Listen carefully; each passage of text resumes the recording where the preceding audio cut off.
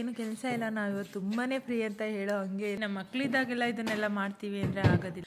ಅಷ್ಟು ನೀಟಾಗಿ ಎಲ್ಲ ಕ್ಲೀನ್ ಮಾಡಿದ್ರು ಎಲ್ಲ ಯಾವ ಥರ ಹೋಗ್ಬಿಟ್ಟು ಧೂಳು ಎಲ್ಲ ಸೇರ್ಕೊಂಡಿದೆ ಅದ್ರ ಕೆಳಗಡೆ ಮಾಡ್ಕೊಂಡ್ವಿ. ನೋಡಿ ಎಷ್ಟು ನೀಟಾಗಿ ಕಾಣಿಸ್ತಾ ಇದೆ. ಇವಾಗ ರೂಮ್ ನೋಡೋದಕ್ಕೆ ಇನ್ನು ವಾರ್ಡ್ರೋಬ್ ಎಲ್ಲ ಕ್ಲೀನ್ ಮಾಡ್ತೀನಿ ಅಂತ ಅಂದರೆ ಒಂದಿನಾದ್ರೂ ಬೇಕು, ಒಂದಿನ ಪೂರ್ತಿನೂ ಸಾಲಲ್ಲ. ಜಿರಳೆ ಎಲ್ಲ ಓಡೋದ್ವು ನಮ್ಮನ್ನು ನೋಡಿಬಿಟ್ಟು. ನೀರು ಹಾಕ್ಬೇಕಿತ್ತು. ಆ ಮನೆ ಒಳಗಡೆ ಇರೋ ಗಿಡಗಳು ಇನ್ನು ಎಲ್ಲಿಗಾದ್ರೂ ನೆಕ್ಸ್ಟ್ ಹೋಗಬೇಕು ಅಂದಾಗ ಮಾತ್ರ ಆಚೆ ಹಾಕಿ.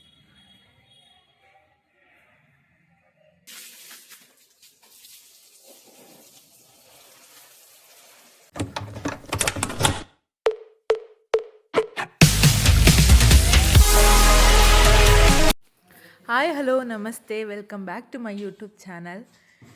ಹೆಣ್ಮಕ್ಳಿಗೆ ಮನೆಯಲ್ಲಿ ಯಾವುದಾದ್ರೂ ಒಂದು ಕೆಲಸಗಳು ಕಾಯ್ತಾ ಕೂತಿರ್ತವೆ. ನಮಗಿವತ್ತೇನು ಕೆಲಸ ಇಲ್ಲ, ನಾವು ಇವತ್ತು ತುಂಬಾ ಫ್ರೀ ಅಂತ ಹೇಳೋ ಹಂಗೆ ಇಲ್ಲ. ಏನಕ್ಕಂತಂದರೆ ಯಾವುದಾದ್ರೂ ಚಿಕ್ಕ ಪುಟ್ಟ ಕೆಲಸಗಳು ಪೆಂಡಿಂಗ್ ಇದ್ದೇ ಇರುತ್ತೆ. ಸೊ ಹಾಗಾಗಿ ನಮ್ಮನೇಲೂ ಕೂಡ ಇದು ತುಂಬ ದಿನದಿಂದ ಪೆಂಡಿಂಗಲ್ಲಿತ್ತು. ಏನಂತಂದರೆ ನಮ್ಮನೇಲಿರುವಂತಹ 3 ರೂಮ್ಗಳದ್ದು ಡೀಪ್ ಕ್ಲೀನ್ ಮಾಡೋಣ. ಏನಕ್ಕಂದರೆ ಕಾಟೆಲ್ಲ ತೆಗೆದು ಅದರಲ್ಲಿ ಡ್ರಾಯರ್ಗಳಿದೆ, ಅದನ್ನೆಲ್ಲ ಎಳೆದು ಕ್ಲೀನ್ ಮಾಡಬೇಕಿತ್ತು. ಇವತ್ತು ಮಾಡೋಣ ನಾಳೆ ಮಾಡೋಣ ಅಂತ ಹೇಳಿ ಅದನ್ನು ಮಾಡೇ ಇರಲಿಲ್ಲ. ಹಾಸಿಗೆನೆಲ್ಲ ಎತ್ಬಿಟ್ಟು ಅದ್ರ ಕೆಳಗಡೆ ಎಲ್ಲ ಗುಡಿಸ್ಕೊಂಡು ನೀಟಾಗಿ ಅದನ್ನೆಲ್ಲ ಹಾಗೆ ಒರೆಸ್ಕೋಬೇಕಿತ್ತು. ಸೊ ಇವತ್ತು ಕಾಲ ಕೂಡಿ ಬಂತು. ಅದಕ್ಕೆ ಇವತ್ತೆಲ್ಲರೂ ಸೇರ್ಕೊಂಡು ಅದನ್ನು ಮಾಡೋಣ ಅಂತ ಹೇಳಿಬಿಟ್ಟು ಮಾಡ್ಕೋತಾ ಇದ್ವಿ. ಮಕ್ಕಳನ್ನೆಲ್ಲ ಸ್ಕೂಲಿಗೆ ಕಳಿಸಿ ಇನ್ನು ಮನೆಯಲ್ಲಿ ಆರಾಮಾಗಿ ಇರೋ ಟೈಮಲ್ಲಿ ಇದನ್ನೆಲ್ಲ ಮಾಡ್ಕೋಬೇಕು. ಇನ್ನು ಮಕ್ಕಳಿದ್ದಾಗೆಲ್ಲ ಇದನ್ನೆಲ್ಲ ಮಾಡ್ತೀವಿ ಅಂದರೆ ಆಗೋದಿಲ್ಲ. ಏನಕ್ಕಂದರೆ ಅವರೇ ಒಂದು ಕಿತ್ತಾಡ್ಕೊಂಡು ಇನ್ನೊಂದು ಆಟ ಸ್ಟಾರ್ಟ್ ಮಾಡ್ಕೊಂಡಿರ್ತಾರೆ ಮನೆಯಲ್ಲಿ. ಅವರಿದ್ದಾಗ ಆಲ್ಮೋಸ್ಟ್ ಏನೂ ಮಾಡ್ಕೊಳ್ಳೋದಿಲ್ಲ. ಇನ್ನು ಅವರು ಸ್ಕೂಲಿಂದ ಬರೋಷ್ಟರಲ್ಲಿ ಇದನ್ನೆಲ್ಲ ಮುಗಿಸ್ಕೊಬಿಡ್ಬೇಕು. ಮೊದಲಿಗೆ ಹಾಸಿಗೆನೆಲ್ಲ ಇತ್ತು ಸೈಡಲ್ಲಿ ಇಟ್ಕೊಂಡ್ವಿ. ಮತ್ತು ಅದರ ಕೆಳಗಡೆ ಗುಡಿಸ್ಕೊಂಡು ಒರೆಸ್ಕೊಂಡು ಎಲ್ಲ ಕ್ಲೀನ್ ಮಾಡ್ಕೊಂಡಾಯಿತು. ನೆಕ್ಸ್ಟಿಗೆ ವ್ಯಾಕ್ಯೂಮ್ ಕ್ಲೀನರಲ್ಲಿ ಹಾಸಿಗೆನೆಲ್ಲ ಕ್ಲೀನ್ ಮಾಡ್ಕೊಳ್ಳೋಣ ಅಂತ ಹೇಳಿಬಿಟ್ಟು ಅದನ್ನೆಲ್ಲ ಚೆನ್ನಾಗಿ ಧೂಳೆಲ್ಲ ತೆಗೆದು ಇದನ್ನು ಸ್ಟಾರ್ಟ್ ಮಾಡಿಕೊಂಡೆ. ದಿನ ಅದನ್ನು ಕ್ಲೀನ್ ಮಾಡ್ತೀವಿ, ಬಟ್ ಇಷ್ಟೊಂದು ಧೂಳೆಲ್ಲ ಎಲ್ಲೋ ಕೂತ್ಕೊಳ್ಳುತ್ತೋ ಅಂತ ಒಂದು ಡೌಟ್ ಬಂದುಬಿಡುತ್ತೆ. ಅಷ್ಟು ನೀಟಾಗಿ ಎಲ್ಲ ಕ್ಲೀನ್ ಮಾಡಿದ್ರೂ ಎಲ್ಲ ಸಂದಿನಲ್ಲಿ ಹೋಗಿ ಈ ಥರದ್ದು ಡಸ್ಟೆಲ್ಲ ಹೋಗಿ ಕೂತ್ಕೊಬಿಡುತ್ತೆ. ಅದನ್ನು ನೋಡಿದಾಗ ಫುಲ್ಲು ನಮಗೆ ಒಂಥರ ಅನಿಸುತ್ತೆ, ಇಷ್ಟೊಂದೆಲ್ಲ ಧೂಳು ಬಿಟ್ಕೊಂಡಿದ್ವಾ ನಾವಿಷ್ಟು ದಿನ ಅಂತ. ನೋಡಿ ಯಾವ ಥರ ಹೋಗ್ಬಿಟ್ಟು ಧೂಳು ಎಲ್ಲ ಸೇರ್ಕೊಂಡಿದೆ ಅದ್ರ ಕೆಳಗಡೆ. ಇನ್ನು ನಾನು ಅದನ್ನು ಒಂದು ಕಡೆಯಿಂದ ಎಲ್ಲ ನೀಟಾಗಿ ಗುಡಿಸ್ಕೊಂಡೆ. ಮತ್ತು ಅದು ಮಂಚನೆಲ್ಲ ಪೂರ್ತಿ ಈ ಕಡೆ ಸೈಡಿಗೆ ಎಳೆದ್ಬಿಟ್ಟು ಅದರಲ್ಲೂ ಕೂಡ ತುಂಬ ಕಸ ಇತ್ತು. ಅಲ್ಲೆಲ್ಲ ಗುಡಿಸ್ಕೊಂಡು ಮತ್ತು ಇಲ್ಲೆಲ್ಲ ಗುಡಿಸ್ಕೊಂಡೋದಕ್ಕೆ ಟೋಟಲ್ ಒಂದೇ ರೂಮಲ್ಲಿ ಇಷ್ಟು ಕಸ ಬಂತು.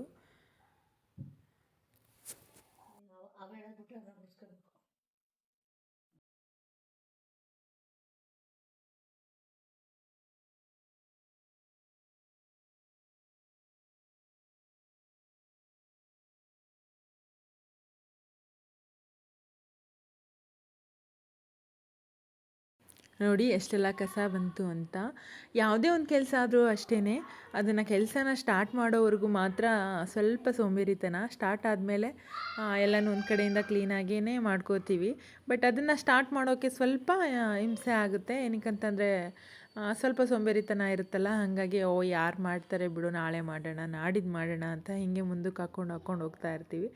ಬಟ್ ಸ್ಟಾರ್ಟ್ ಮಾಡಿದ್ರೆ ಎಲ್ಲ ನೀಟಾಗಿ ಒಂದು ಕಡೆಯಿಂದ ಆದಾಗ ಏನೋ ಒಂಥರ ಸಮಾಧಾನ, ನೆಮ್ಮದಿ, ಎಲ್ಲ ಕ್ಲೀನ್ ಆಯ್ತಲ್ಲ ಬಿಡು ಅಂತ. ಇನ್ನು ಈ ರೂಮ್ ಎಲ್ಲ ಕ್ಲಿಯರ್ ಆಯಿತು. ನೀಟಾಗಿ ಒಂದು ಕಡೆಯಿಂದ ಮಾಡ್ಕೊಂಡ್ವಿ. ನೋಡಿ ಎಷ್ಟು ನೀಟಾಗಿ ಕಾಣಿಸ್ತಾ ಇದೆ. ಇವಾಗ ರೂಮ್ ನೋಡೋದಕ್ಕೇ ಒಂಥರ ಚೆಂದ. ಬಟ್ ರೂಮು ಇಷ್ಟನ್ನು ಮಾತ್ರ ಕ್ಲೀನ್ ಮಾಡ್ಕೊಂಡ್ವಿ. ಬಟ್ ಮೇಲ್ಗಡೆ ಎಲ್ಲ ವಾರ್ಡ್ರೋಬ್ ಎಲ್ಲ ತೆಗಿತೀನಿ ಅಂದರೆ ಇನ್ನೂ ತುಂಬಾ ಟೈಮ್ ಹಿಡಿಯುತ್ತೆ. ಬಟ್ ಅದನ್ನು ಯಾವಾಗ ತೆಗಿಯೋಣ ಗೊತ್ತಿಲ್ಲ. ಅದಕ್ಕೂ ಕೂಡ ಕಾಲ ಕೂಡಿ ಬರಬೇಕು. ನೆಕ್ಸ್ಟ್ ಟೈಮ್ ಯಾವಾಗಾದರೂ ಫ್ರೀ ಆದಾಗ ಅಲ್ಲಿ ಮೇಲ್ಗಡೆ ವಾರ್ಡ್ರೋಬ್ ಎಲ್ಲ ಅದನ್ನೆಲ್ಲ ಕ್ಲೀನ್ ಮಾಡ್ಕೋಬೇಕು ಒಂದು ದಿನ.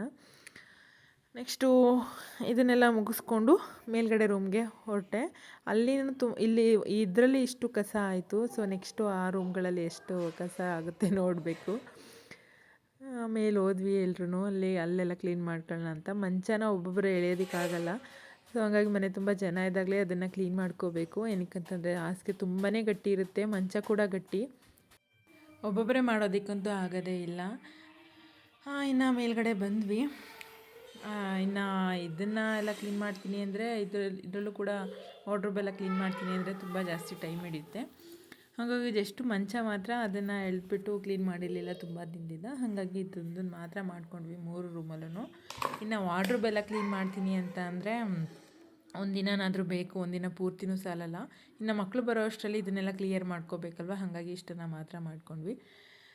ನೋಡಿ ಇದನ್ನು ಕೂಡ ಹಾಸಿಗೆನೆಲ್ಲ ದಬ್ಬಾಕಬೇಕು ಅಂತ ಹೇಳಿದರು. ಹಾಗಾಗಿ ಹಾಸಿಗೆ ಹೆಂಗಿರೋದನ್ನು ಅದನ್ನು ಉಲ್ಟಾ ಮಾಡಿ ಹಾಕಬೇಕು ಅಂತ ಹೇಳಿದರು. ಅದನ್ನು ಉಲ್ಟಾ ಮಾಡಿ ಹಾಕಿ, ಮತ್ತು ಇದರಲ್ಲಿ ಇಷ್ಟು ಧೂಳಿತ್ತು, ಡೈಲಿ ಎಳೆದು ಎಲ್ಲ ಮಾಡಲ್ವಲ್ಲ, ಹಾಗಾಗಿ ತುಂಬ ರೇರ್ ಅಲ್ವಾ ಇದನ್ನು ಎಳೆದು ಕ್ಲೀನ್ ಮಾಡೋದು. ಇಷ್ಟಿಷ್ಟು ಧೂಳು ಕೂತಿರುತ್ತೆ ಇದರೊಳಗಡೆ. ಇನ್ನು ಪಲ್ಲಿ ಮತ್ತು ಜಿರಳೆ ಎಲ್ಲ ಓಡೋದು ನಮ್ಮನ್ನು ನೋಡಿಬಿಟ್ಟು. ಇನ್ನು ಅದಕ್ಕೆಲ್ಲ ಔಷಧಿನೂ ಇಟ್ಟಿದ್ದೆ, ಅದು ಸ್ವಲ್ಪ ಕಂಟ್ರೋಲ್ ಆಗಿಲ್ಲ. ಇದರ ಒಳಗಡೆ ಒಂದು 2-3 ಕಾಣಿಸ್ತು ನನಗೆ. ಇಲ್ಲಿಗೂ ಕೂಡ ಔಷಧಿ ಎಲ್ಲ ಇಟ್ಬಿಟ್ಟು ಅಲ್ಲಿಗೆ ಇದನ್ನು ಸೆಟ್ ಮಾಡಬೇಕು.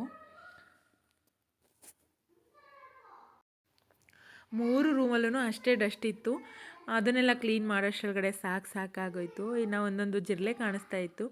ಇನ್ನು ಅದಕ್ಕೆಲ್ಲ ಏನೇನು ಇಡಬೇಕು ಅದನ್ನೆಲ್ಲ ಮೆಡಿಸಿನೆಲ್ಲ ಇಟ್ಬಿಟ್ಟು ನೆಕ್ಸ್ಟಿಗೆ ಇದನ್ನೆಲ್ಲ ಸೆಟ್ ಮಾಡಿ ಹಾಗೇ ಎಲ್ಲ ಹಾಕಿದ್ವಿ. ಎಲ್ಲ ಬೆಡ್ಶೀಟ್ಗಳು ಎಲ್ಲ ವಾಷಿಂಗ್ ಮಿಷಿನ್ಗೆ ಹಾಕೋಣ ಅಂತ ಹೇಳ್ಬಿಟ್ಟು ಅದನ್ನೊಂದು ಸೈಡ್ಗೆ ಎತ್ತಿಟ್ಬಿಟ್ಟು ಇದನ್ನೆಲ್ಲ ಕ್ಲಿಯರ್ ಮಾಡಿ ಹೋಗೋಷ್ಟರೊಳಗಡೆ ಸಾಕಾಗೋಯ್ತು. ಇನ್ನು ನೆಕ್ಸ್ಟಿಗೆ ಕಾರ್ ಶೀಟೆಲ್ಲ ತೊಳಿಬೇಕಿತ್ತು. ಏನಕ್ಕಂತಂದರೆ ಗಿಡಗಳಿಗೆಲ್ಲ ತುಂಬ ಒಣಗೋಗ್ಬಿಟ್ಟಿತ್ತು. ಮಳೆ ಸಣ್ಣದು ಹನಿ ಹಾಕ್ಬಿಟ್ಟು ಹೋಗ್ತಿದ್ದೆ ಹೊರತು ಗಿಡಕ್ಕೆ ಆಗೋಷ್ಟು ನೀರು ಸಾಕಾಗ್ತಿರ್ಲಿಲ್ಲ ಮಳೆ ನೀರು.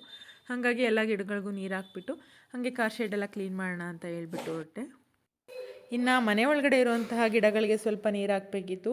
ಮನೆ ಒಳಗಡೆ ಇರೋ ಗಿಡಗಳು ಸಹ ಸ್ವಲ್ಪ ಬಾಡೋಗಿತ್ತು.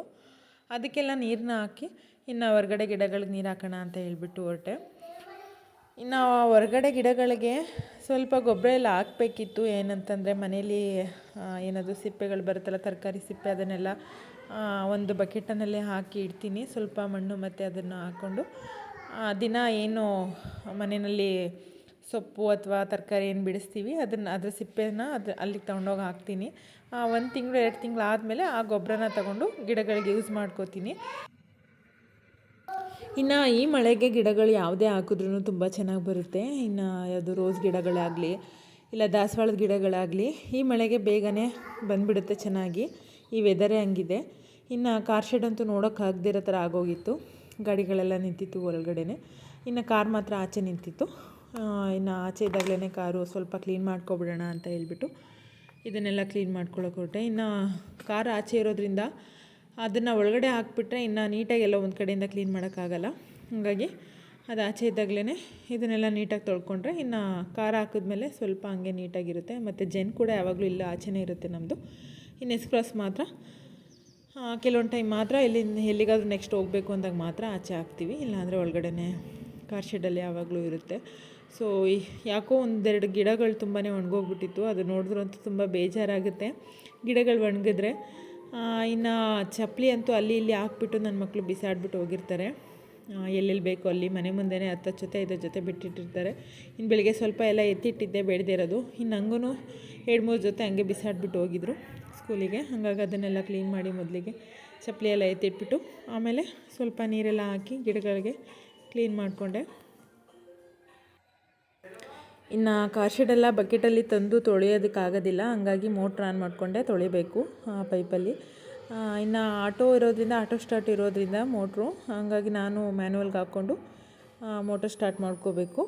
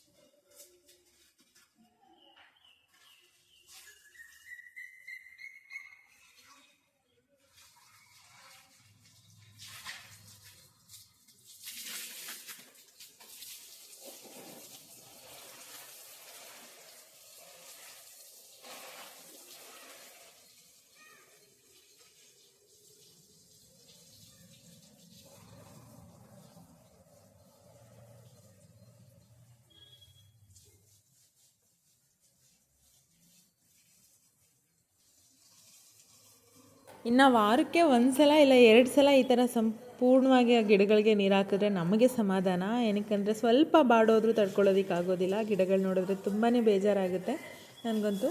ಹಾಗಾಗಿ ವಾರಕ್ಕೆ 1 ದಿನ ಇಲ್ಲ 2 ದಿನ ನನಗೆ ಅಷ್ಟು ಪೂರ್ತಿಯಾಗಿ ಅದಕ್ಕೆ ನೀರು ಹಾಕಬೇಕು. ಯಾವ ಮಳೆ ಬಂದ್ರೂ ನನಗೆ ಅಷ್ಟು ತುಂಬ ಜೋರು ಮಳೆ ಬಂದರೆ ಓಕೆ, ಬಟ್ ಸಣ್ಣ ಸಣ್ಣ ಹನಿ ಹಾಕೋದ್ರೆ ಗಿಡಗಳು ಬಾಡೇ ಇರುತ್ತೆ, ಅದಕ್ಕೆ ನೀರು ಸಾಕಾಗಲ್ಲ. ಹಾಗಾಗಿ ಅದಕ್ಕೆಲ್ಲ ನೀರೆಲ್ಲ ಕಂಪ್ಲೀಟಾಗಿ ನನಗೆ ವಾರಕ್ಕೆ 1 ದಿನ ಇಲ್ಲ 2 ದಿನ ಈ ಥರ ನಾನು ಅದಕ್ಕೆಲ್ಲ ಕಂಪ್ಲೀಟಾಗಿ ಹಾಕಲೇಬೇಕು. ಮತ್ತು ಇದನ್ನೆಲ್ಲ ತೊಳೆದು ನೆಕ್ಸ್ಟಿಗೆ ಅಲ್ಲಿಗೆ ಒಂದು ಸ್ಟ್ಯಾಂಡ್ ಕೂಡ ತಗೋಬೇಕು. ಏನಕ್ಕಂತಂದರೆ ತೊಳೆದಾಗೆಲ್ಲ ತುಂಬಾ ಮಣ್ಣು ಬರುತ್ತೆ. ಹಾಗಾಗಿ ಅಲ್ಲಿಗೊಂದು ಸ್ಟ್ಯಾಂಡ್ ಹಾಕಿ ಗಿಡಗಳನ್ನ ಇಡಬೇಕು, ಇಲ್ಲ ಆ ಗಿಡಗಳನ್ನ ಸ್ವಲ್ಪ ಜಾಗ ಚೇಂಜ್ ಮಾಡಬೇಕು. ಇದನ್ನೆಲ್ಲ ಮಾಡ್ತಾ ನಿಂತ್ಕೊಂಡ್ರೆ ತಿಂಗಳಿಗೆ 2 ತಿಂಗಳಿಗೆ ಮಾಡ್ತೀನಿ. ಏನಕ್ಕಂದರೆ ಒಂದೇ ಕಡೆ ಇದ್ದರೆ ಅದು ಗಿಡಗಳು ಸ್ವಲ್ಪ ನನಗೆ ಬೋರಿಂಗ್. ಹಾಗಾಗಿ ಗಿಡಗಳನ್ನ ಆಗಾಗ ಚೇಂಜ್ ಮಾಡ್ತಾ ಇರ್ತೀನಿ. ಬೇರೆ ಕಡೆ ಎಲ್ಲ ಪಾಟ್ಗೆ ಹಾಕೋದು, ಈ ಪಾಟ್ಗೆ ಹಾಕೋದು, ಈ ಗಿಡ ಕಿತ್ತು ಅಲ್ಲಿಗೆ ಹಾಕೋದು, ಅಲ್ಲಿ ಗಿಡ ಕಿತ್ತು ಇಲ್ಲಿಗೆ ಹಾಕೋದು, ಈ ಥರದ್ದನ್ನು ಮಾಡ್ತಾ ಇರ್ತೀನಿ. ಸ್ವಲ್ಪ ಟೈಮ್ ಸಿಕ್ಕಿಲ್ಲ, ಹಾಗಾಗಿ ಆ ಥರದ್ದನ್ನು ಮಾಡಿಲ್ಲ. ಅದನ್ನೆಲ್ಲ ಗೊಬ್ಬರ ಹಾಕಬೇಕಾದ್ರೇ ಮಾಡ್ಕೊಬಿಡ್ತೀನಿ. ಯಾವುದಾದ್ರೂ ಗಿಡ ಚೆನ್ನಾಗಿ ಬರ್ತಿಲ್ಲ ಅಂದರೆ ಅದನ್ನು ಸ್ವಲ್ಪ ದೊಡ್ಡ ಪಾಟಿಗೆ ಹಾಕೋದು, ಇಲ್ಲಾಂದರೆ ಗಿಡ ಇದು ಚಿಕ್ಕದಿದ್ದರೆ ಅದನ್ನು ಸಣ್ಣ ಪಾಟಿಗೆ ಹಾಕುವಂಥದ್ದು, ಈ ಥರದ್ದೆಲ್ಲ ಮಾಡ್ತಾಯಿರ್ತೀನಿ. ತಿಂಗಳಿಗೆ 2 ತಿಂಗಳಿಗೆ ಒಂದು ಸಲ. ಇವಾಗ ಸದ್ಯಕ್ಕೆ 2-3 ತಿಂಗಳು ಆಗೋಗಿದೆ, ಇನ್ನೂ ಆ ಥರ ಮಾಡಿಲ್ಲ. ಅದೊಂದು ದಿನ ಇಟ್ಕೋಬೇಕು ಆ ಕೆಲಸನ. ಇನ್ನು ತೊಳೆಯೋದೆಲ್ಲ ಈ ಕೆಲಸ ಮುಗಿದ ಮೇಲೆ ನೆಕ್ಸ್ಟಿಗೆ ನಾನು ಇನ್ನು ದೇವ್ರ ಮನೆಯೆಲ್ಲ ಕ್ಲೀನ್ ಮಾಡ್ಕೋಬೇಕು. ಏನಕ್ಕಂದರೆ ಇವತ್ತು ಪೂಜೆ ಇರೋದ್ರಿಂದ, ಹಾಗಾಗಿ ನಾನು ಆಲ್ಮೋಸ್ಟು ಕಾರ್ ಶೆಡ್ಡೆಲ್ಲ ತೊಳೆಯೋವಂಥದ್ದು ನಾನು ಸೋಮವಾರ ಮತ್ತು ಮಧ್ಯ ಒಂದು ದಿನ, ಇನ್ನು ಶನಿವಾರ ತೊಳಿಲೇಬೇಕು. ನಮಗೆ ಮನೆ ದೇವ್ರ ವಾರ ಆಗಿರೋದ್ರಿಂದ ಶನಿವಾರ ನಾನು ತೊಳಿತೀನಿ ಮನೆ ಮುಂದೆ ಎಲ್ಲ. ಇನ್ನು ಬಾಕಿ ದಿನ ಎಲ್ಲ ಹಾಗೆ ಮುಂದೆಗಡೆ ಮಾತ್ರ ಸ್ವಲ್ಪ ನೀರು ಹಾಕ್ಬಿಟ್ಟು ರಂಗೋಲಿ ಹಾಕೋತೀನಿ. ಇನ್ನು ಇದನ್ನೆಲ್ಲ ಮಾಡ್ತೀನಿ ಕ್ಲೀನ್. ಬಟ್ ಒಂದೊಂದು ದಿನ ನಮ್ಮನೆ ಮುಂದೆನೇ ಮಾತ್ರ ನಾಯಿ ತುಂಬ ಗಲೀಜು ಮಾಡಿಬಿಟ್ಟು ಹೋಗಿರುತ್ತೆ. ಇನ್ಯಾರ ಮನೆ ಮುಂದೆನೂ ಅಷ್ಟು ಗಲೀಜು ಮಾಡಿರಲ್ಲ, ಇಲ್ಲೇ ಬಂದು ಅದು ಗಲೀಜು ಮಾಡಿರುತ್ತೆ. ಏನಕ್ಕಂತ ಗೊತ್ತಿಲ್ಲ. ಅದಂತೂ ಕ್ಲೀನ್ ಮಾಡೋದಕ್ಕೆ ತುಂಬಾ ಬೇಜಾರಾಗುತ್ತೆ. ಆ ಥರದ್ದೆಲ್ಲ ನೋಡಿದಾಗ ತುಂಬಾ ಬೇಜಾರಾಗುತ್ತೆ. ಬೆಳಗ್ಗೆ ಎದ್ದ ತಕ್ಷಣ ಅದನ್ನೆಲ್ಲ ನೋಡಿಬಿಟ್ರೆ ಸಖತ್ ಬೇಜಾರಾಗುತ್ತೆ. ಏನಕ್ಕಂತ ಗೊತ್ತಿಲ್ಲ. ಇನ್ನು ಪೇಪರ್ ಆಗಲಿ ಎಲ್ಲ ಆಗಲಿ ಏನೇ ತಂದ್ರೂ ನಮ್ಮ ಮನೆ ಮುಂದೆನೇ ಹಾಕ್ಬಿಟ್ಟು ಹೋಗಿರುತ್ತೆ, ಇನ್ನೆಲ್ಲೋ ಹಾಕಿರೋದಿಲ್ಲ. ಯಾರ ಮನೆ ಮುಂದೆನೂ ಅದಷ್ಟು ಪೇಪರ್ ಇರೋದಿಲ್ಲ, ನಮ್ಮ ಮನೆ ಮುಂದೆ ಮಾತ್ರ ಅಷ್ಟು ಪೇಪರ್ಗಳೆಲ್ಲ ಬಿದ್ದಿರುತ್ತೆ. ಏನು ಮಾಡೋಕ್ಕಾಗಲ್ಲ, ಆವಾಗವಾಗ ಕ್ಲೀನ್ ಮಾಡ್ಕೋತಾ ಇರಬೇಕು. ಮತ್ತು ಈ ವ್ಲಾಗ್ನ ನಾನು ಇಲ್ಲಿಗೆ ಎಂಡ್ ಮಾಡ್ತಾಯಿರ್ತೀನಿ. ಇವತ್ತಿನ ದಿನ ನನಗೆ ತುಂಬಾ ಚೆನ್ನಾಗಿತ್ತು. ಇನ್ನು ಮುಂದೆ ಬರೋ ದಿನಗಳು ಕೂಡ ನನಗೆ ಹೀಗೆ ಚೆನ್ನಾಗಿರಲಿ ಅಂತ ನಾನು ಭಾವಿಸ್ತಾ ಈ ವಿಡಿಯೋನ ಇಲ್ಲಿಗೆ ಎಂಡ್ ಮಾಡ್ತಾಯಿದ್ದೀನಿ. ಮತ್ತೆ ಸಿಗುವ ಮುಂದಿನ ವಿಡಿಯೋದಲ್ಲಿ. ಅಲ್ಲಿವರೆಗೂ ಟಾಟಾ, ಬಾಯ್ ಬಾಯ್, ಟೇಕ್ ಕೇರ್.